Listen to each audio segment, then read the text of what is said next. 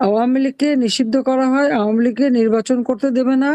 আর তারা নির্বাচনের নামে প্রহসন। নির্বাচনটা কি হচ্ছে? এখানে কিসের নির্বাচন?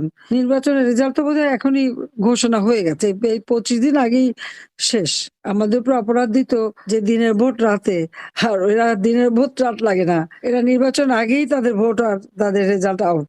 ভাব করার জন্য এখনই সব ক্ষমতায় চলে গেছে। এই হলো তাদের অবস্থা। অবৈধভাবে ক্ষমতা দখল করে মেটিকুলাস ডিজাইনের এর মাধ্যমে সেই কি মাস্টার মাইন্ড দ্বারা আন্দোলন সংগঠিত করা, এটা তো ডক্টর ইউনূস নিজের মুখেই বলেছে। আর সেখানে এই ক্ষমতা দখল করতে পেরে খুব গর্বিত। লজ্জা হওয়া উচিত তার। একটা জনগণের নির্বাচিত প্রতিনিধিত্বশীল সরকারকে হটিয়ে সংবিধান লঙ্ঘন করে অবৈধভাবে ক্ষমতা দখল করে গর্বের কি আছে? এটা তো ডাকাতি করা।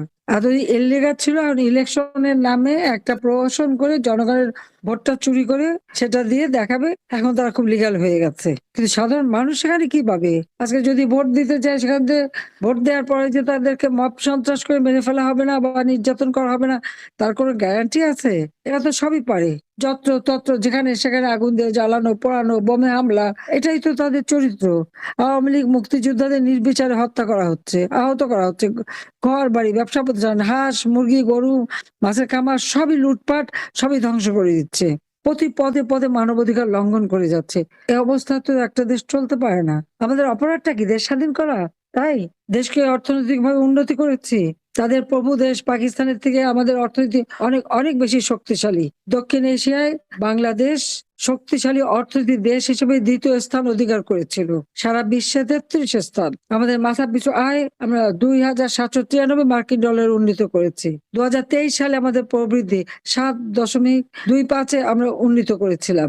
জনগণের তো খাবারের কষ্ট ছিল না। ভূমিহীন গৃহহীন ৮ লক্ষ পরিবারকে আমি বিনামূল্যে আধা পাকা ঘর, ২ কামরা, বসার জায়গা, স্যানিটারি ল্যাট্রিন, বিদ্যুৎ, পানি সবকিছু দিয়ে তাদেরকে বিনা সুদে ঋণ দিয়ে নিজেদের জীবন জীবিকা গড়ে তোলার ব্যবস্থা করেছি। এখন প্রত্যেকটা গ্রামকে শহরে উন্নীত করা, গ্রামের পরিবারকে আমার বাড়ি আমার খামার, পল্লী সঞ্চয় ব্যাংক করা এবং তাদেরকে ঋণ দিয়ে তারা যেন নিজেরা নিজের পায়ে দাঁড়াতে পারে, উৎপাদন করতে পারে। এবং কেউ যদি ২০০ টাকা জমাতে পারে, তাকে সরকারের পক্ষ থেকে আরো ২০০ টাকা দিয়ে তার একটা মূলধন করে সে যেন আর কারোর উপর নির্ভরশীল না হয়, আত্মমর্যাদাশীল, আত্মনির্ভরশীল হয় প্রতিটি পরিবার। সেভাবে আমরা দেশকে কাজ করে যাচ্ছিলাম। সার্বজনীন পেনশন আমরা সিস্টেম চালু করেছিলাম। এই সার্বজনীন পেনশনে একেবারে দিনমজুর থেকে শুরু করে উচ্চবিত্তরা প্রত্যেকের জন্য ৪টা ধাপে আমরা এই পেনশনের ব্যবস্থা করে দিয়েছিলাম, যে কোনো মানুষ যেন আর ওই ভাতা বা কোনো কিছুর উপর নির্ভরশীল হতে না পারে, তাদের জীবন মান যেন উন্নত হয়। সারা বিশ্বে বাংলাদেশের উন্নয়নের রোল মডেল ছিল।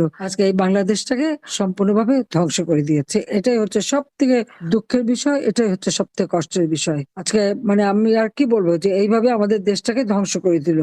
কাজে এই জল্লাদের হাত থেকে দেশটাকে রক্ষা করার জন্য সকলকে আমি আহ্বান জানাচ্ছি যে ঐক্যবদ্ধ হতে হবে, সবাইকে এক হয়ে নামতে হবে, জনগণের পাশে দাঁড়াতে হবে। প্রত্যেকটা মানুষকে আপনার এলাকায় কি কি উন্নতি করেছি সেই বিষয়টা যেমন বলতে হবে, পাশাপাশি আবার আমরা ভবিষ্যতে দেশকে আরো উন্নত করতে চাই। এই অন্ধকার যুগ কেটে আলো ফিরে আসুক, সেটাই আমরা চাই। এটাই আমাদের লক্ষ্য। সবাইকে ধন্যবাদ। জয় বাংলা, জয় বঙ্গবন্ধু। বাংলাদেশ চিরজীবন। খোদা হাফেজ।